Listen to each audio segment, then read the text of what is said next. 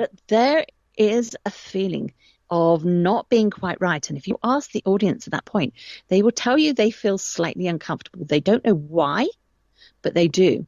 And the reason is this, is that also in our brains, the way we work is this. We think something, it sets up emotions in our body, and from that, we have a physical outcome. So, for example, if we think of something very sad, perhaps someone close to us has died, and it sets up feelings of great sadness. And perhaps if it's something, someone that's died quite recently, the physical reaction might be that we cry because of it. Yeah. As a speaker, we think, we set up feelings, and therefore we speak.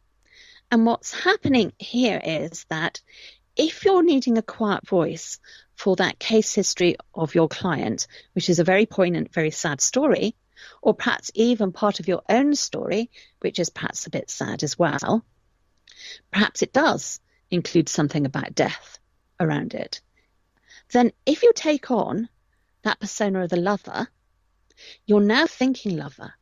You're now feeling lover. When you feel lover, you feel gooey feelings, really nice, warm, gooey, nice feelings. And all those feelings come out and colour your voice. Well, lovey-dovey, gooing feelings, toning the colour of your voice, doesn't match with perhaps that poignant, sad death story you're talking about. And the reason your audience is now uncomfortable and perhaps a little fidgety is because there's an incongruence now. What you are thinking and feeling is not what is the meaning behind the words. And this is why actors no longer use archetypes. This is why when I said about archetypes to both my students, they went, what? What are they? Never heard of them. And it's because they're no longer used in that way. And we teach actors how to separate energy out from that physical thing that we've learned as we've grown up. And then we teach them how to put it into the thoughts and feelings that are needed for what you're actually talking about at the time. So now the two things match up. We also put it into the fact that when we need to be quieter, but we still need to project, we can still put that energy into that particular story. And we can also put that energy into the physical things like our addiction and our into making the color and the emotions that we're feeling about the story to enhance them so they're easier to project to the audience. We can do that, but we don't have to attach it to an archetype energy anymore. We can actually just use the pure energy within inside ourselves. So we teach them how to get hold of that energy and then how to use it. Wow. Sorry, I'm just pausing there because that is massive. That is. I mean, you're right. The archetype stuff. I think every speaker training that I've ever been to or ever seen, they've all made a huge point about how important archetypes are and how embodying archetypes and using archetypes helps to get the message across. And from what you said, I can see now exactly why that causes such a big problem in getting the audience across and creates such a disconnect and incongruence between you and your audience. Wow. Yeah. So, I mean, I'm guessing from what you said, I'm guessing the way in which you harness that inner energy isn't really something that you can share within a 5 minutes. I'm guessing there's a lot more to it. But is there kind of like just very brief overview you can give of kind of the steps? Yes, there is. Okay, so on the workshop, I introduce them to something we call walking the grid, and in fact, we have a room that's much bigger than the number of people that we have on the workshop normally needs, because we get them up and we need them to walk around and things, and so we do a lot of that kind of thing. If you talk about walking around rooms or walking the grid to an actor, they'll know exactly what you're talking about, and we use it for all kinds of different things. However, there is a little bit of a technique which some people use it as a trigger if you're on the side of the stage to get that energy going. And it's a very good way for a novice audience to perhaps feel that kind of energy on what I'm talking about, without actually having to go through the whole rigmarole. And so it's basically this. So if you want to have a go at the moment, what you need to do is just close your eyes. Okay. And having got your eyes closed, I want you to think back to, and it might be your school days, where it's summertime and you were doing athletics in PE, and you were perhaps going to run the 100 meters. So you're on the starter's line, you're crouched down, ready to go. And you're now focused and listening out for the go signal. Now, when you're crouched down on that line, are you just crouched there as if, oh, well, it's another day or whatever? Or are you getting ready to spring out of that to go hell for leather down the track to see if you can get to the finish line first? Well, for most people, it's the latter, which means that while you're static, i.e. doing, or what it seems like you're doing nothing, actually inside of you, you're building up as much energy as you can so that when you hear that go signal, you go. But all that energy is happening while you're doing nothing, while you're just there waiting. And that's what I mean, because what we've tended to do is we've tended to link the energy with some kind of physical outcome. And here we are actually creating energy within ourselves when we're doing, if you like, nothing. And that's the bit that we know that we can actually do it, because we've all been in that situation where you've been on the starting line and got as much energy as you could muster together to go for it big time when you hear the go signal. And that is what we harness, so that you can create that energy wherever you are. You can then direct it to wherever you need it. And so the first step is to be able to create the energy, which most people can already do, even if they just go through this. And there are some people who, just before they go on stage, will trigger this in their mind, which will help them get the energy going and flowing so they can harness it. And once you've done that, you've then got to learn how to harness it. And then you've got to practice doing this over a period of time. And then the more you do that, then the more you find that you will do it automatically. It won't be something that you'll consciously do. It'll be something that's totally unconscious and will happen every single time that you need it. And it will change as you need it as well.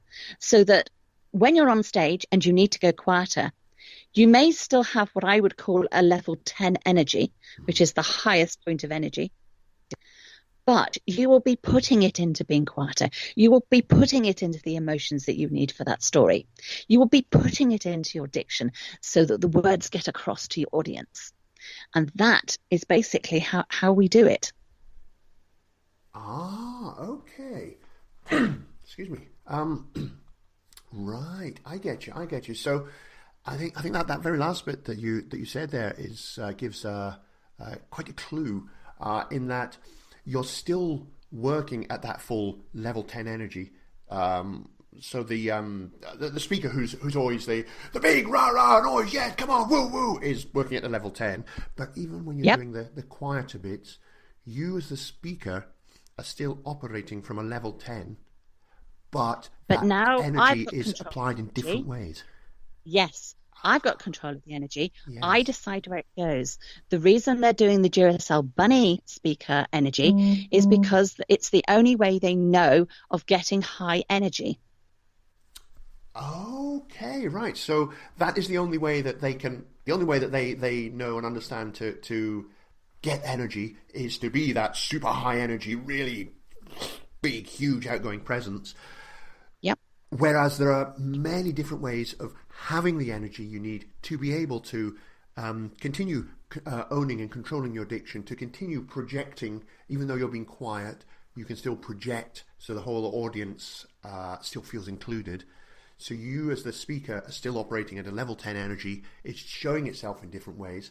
And the reason that a lot of speakers don't do that is just because they don't know how to be energetic without being big, huge, massive and all over the place. Yes.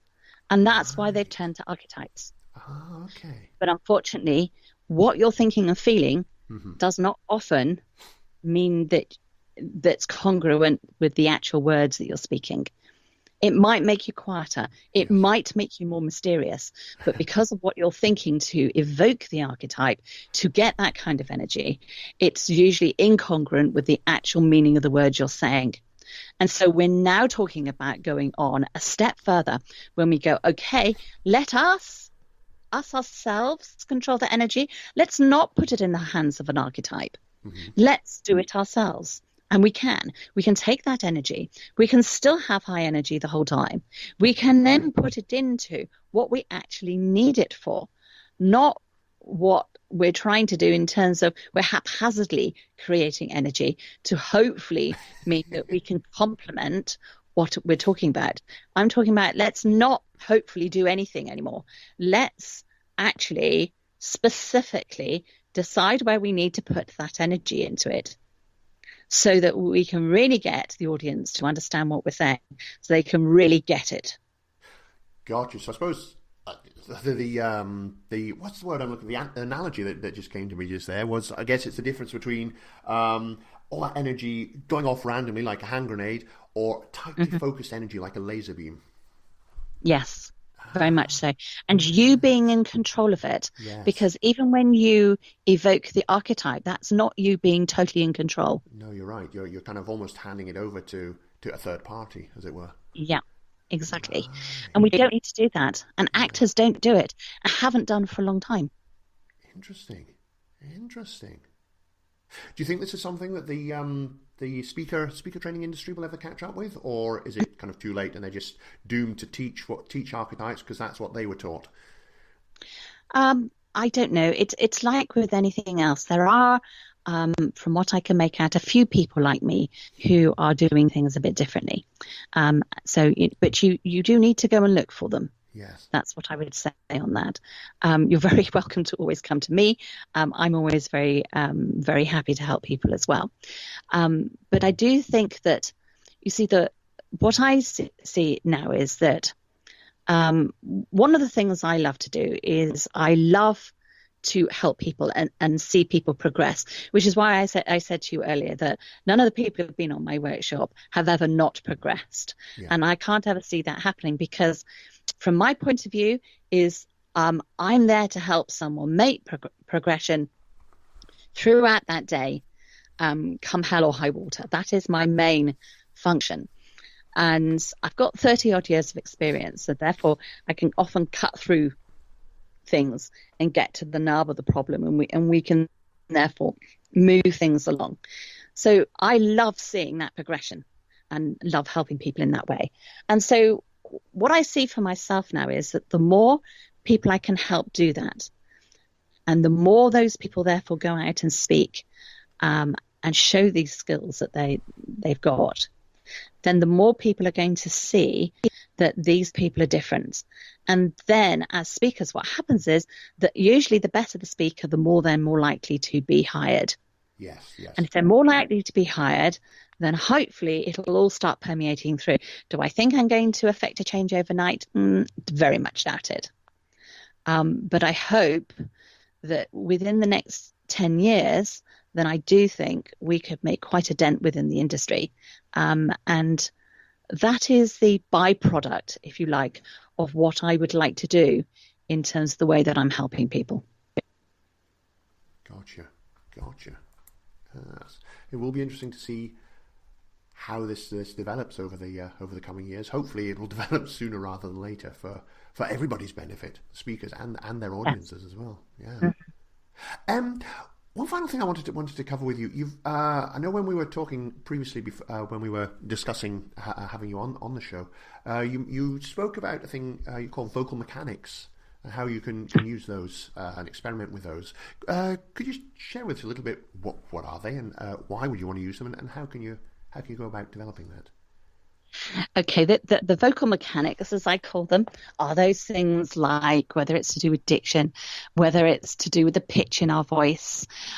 Some of it I've already spoken about in a more conceptual way earlier on today, in terms of how we've lost some of them, how children, when they're young, tend to have them perhaps a little bit more naturally.